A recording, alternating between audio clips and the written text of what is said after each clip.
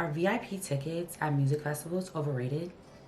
Let's talk about it. With the current ticket prices for music festivals, it's time we get real on whether or not these experiences, these tickets, are worth it at that big ticket price. And also, let's talk about some things that you need to know so that you survive. Hi, my name is Milan Katrin. I'm an enthusiast of live music, and I hope to curate and design immersive experiences very soon. Okay, let's talk about VIP and what the experience was like. So I went to Rolling Loud last year with the Munchies VIP pass, and one thing I'm gonna say is I got my money's worth. I was so close to Future during his set that I could probably reach out and touch him. I was so close that I could see the individual crystals on his pants. Girl, I was living. So with a smaller crowd, you could easily walk up and get a great spot, even if you get to the set at the very last minute. And baby, I like to see, so that is completely a perk for me. One plus though is that you have access to both VIP and the GA. So like if you get tired of the VIP crowd, or if you just want to experience the GA crowd and just see what it's hitting like, see what the people are doing, what's going on over there, for sure you can go over to the GA side. So I really like that you get like the best of both worlds for that. Personally though, for me, I am very claustrophobic, and large crowds just give me a bit of anxiety. So I love being able to like be in the thick of it, and like my little heart out, and also go to the outskirts and still have a very clear view of the stage. VIP sections are also a bit older than the GA crowd. I feel like most people are 26, 27 and up. And I know most people think that the VIP crowds are very turned down, but up at that front, girl, like up at that front where the stage is at, I promise you, it gets down. So I say VIP definitely gives you duality and experience, so you're really like getting the best of both worlds. But like I said, ultimately the best part of VIP is being able to get to a set late and still walk up and get a great spot of the show. Like I got to Uzi's set so late and still walked up with my drink and food, okay, because I was in the long ass lines, but walked up and still had a very, very clear view of Uzi. Like it was actually crazy, versus if I was in GA and like got to a set late, I'm way, way in the back. So that is definitely, to me, the biggest plus.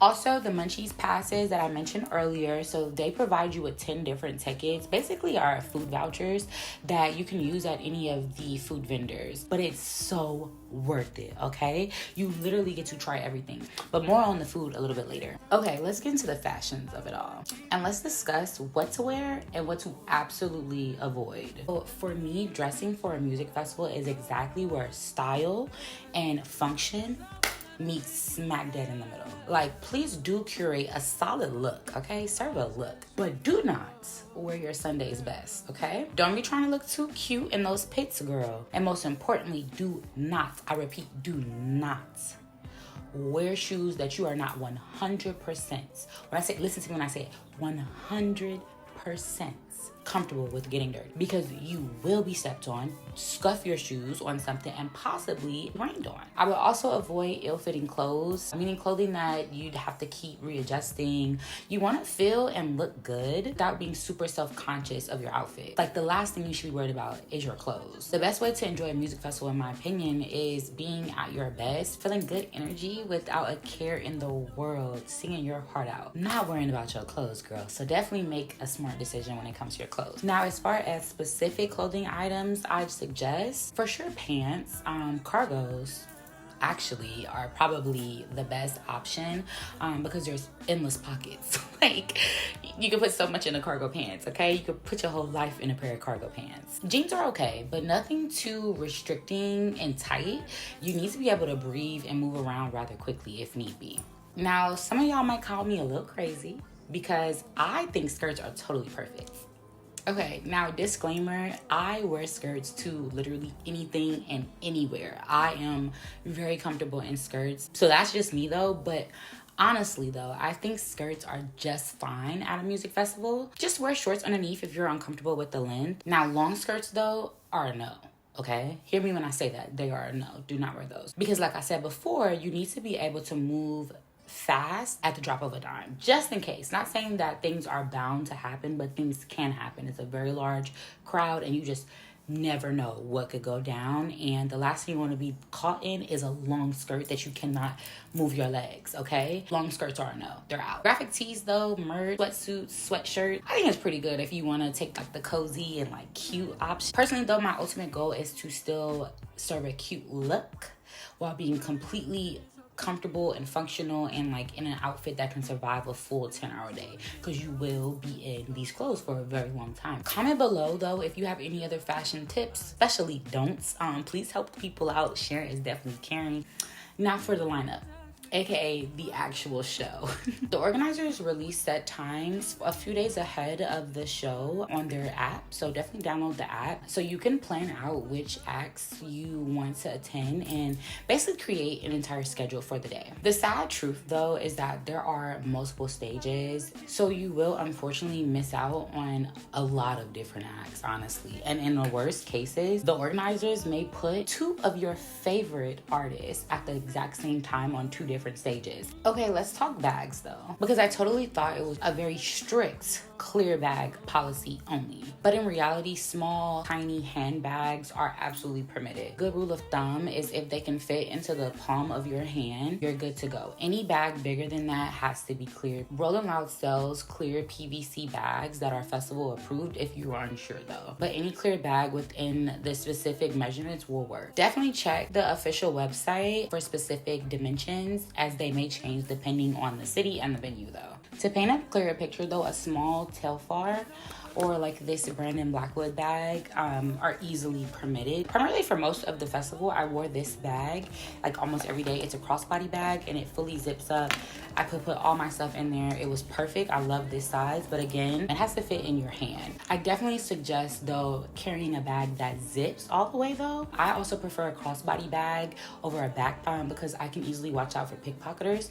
Unfortunately, there are people that come to festivals and shows specifically just to pickpocket people. Definitely be aware or something that you feel comfortable with that you can easily keep an eye on. However, my friend last year, she wore a backpack the whole 3 days last year, so just throwing that out there because that could work for you. Okay, let's talk things to do at the festival. Other than watching the performances, I know, go figure, there's tons of other things to do at a festival. There's activities like basketball, different carnival games, carnival rides. Like one side of the park literally looks like the county fair. Like I kid you not. Definitely get there early so you can like soak it all in. You can map it out. You can try everything. Okay, now to my favorite category ever. Let's talk food, okay? Because the food, OMG, the food, girl, please, you're not ready. I promise you, each one of the vendors are heavily vetted.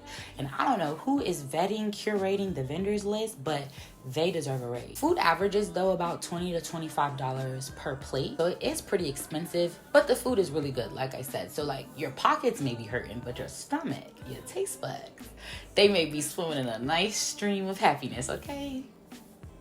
I highly suggest getting the Munchies Pass, especially if you're doing VIP. The hidden gem of the experience is going on a foodie tour. Like you can try and test out everything. Bro, there was this chicken wing place. It was so good. I got it twice. Also, VIP has its own food trucks. I think it has about maybe 7 different food trucks within the VIP section. And then there's tons. I can't even count. There's tons of other food in the GA section. Okay, let's talk merch. First things first, girl. The lines are usually always long. So I suggest either buying online or going during bigger acts, or at least going right when the fairgrounds open. There are also artist exclusive merch. This was something I did not find out until like day 3 of the festival, that like Travis Scott, Future, all of them, Lil Wayne, they all had their own exclusive merch for Rolling Loud. So definitely get there early so you can scope the scene out, okay? So merch will run you about $65 to $200 per item though.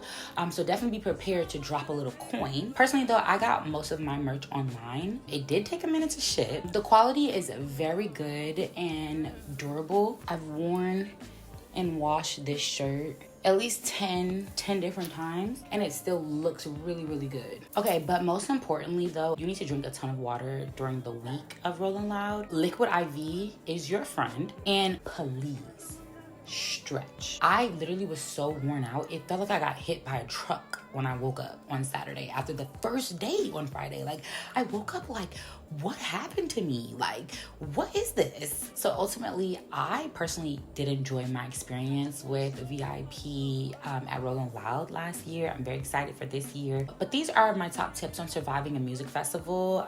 Always stay safe and watch your surroundings.